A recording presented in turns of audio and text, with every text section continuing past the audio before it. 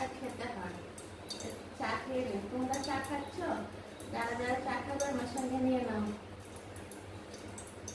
গল্প করতে করতে একটু চা খেয়ে নিন, গরমে গরমটা কেটে যাবে।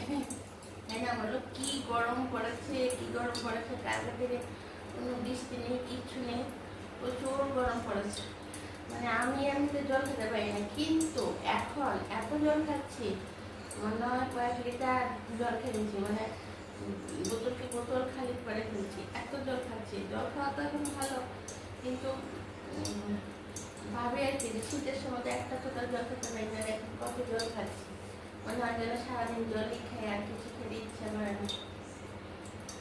তো বন্ধুরা, আজকে দেখেছো আমি যে এই গরমের জন্য মাগুর মাছ পেঁপে আলু দিয়ে একটা ঝোল করেছি, এটা আমি দিয়েছি, এত বেশি কিছু দিইনি, আর প্রিপারেশন দিয়েছি।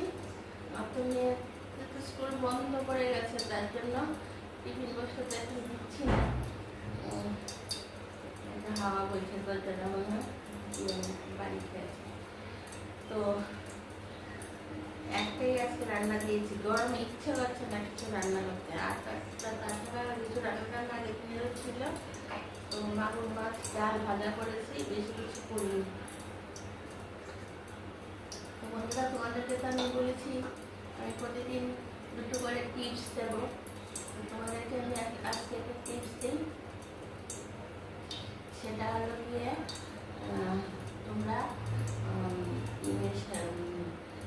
মুখটাকে যদি মনে করো একদম পলিশ করবে, তাহলে কী করবে, টমেটোটাকে কেটে টমেটোর রসটা নেবে, টমেটোর ভেতরটা, আর তার সঙ্গে নেবে একটু কফি পাউডার, কফি, আমরা কফি খাই, কফি পাউডার নেবে, আর নেবে একটু টক দই সঙ্গে, আর একটু মধু।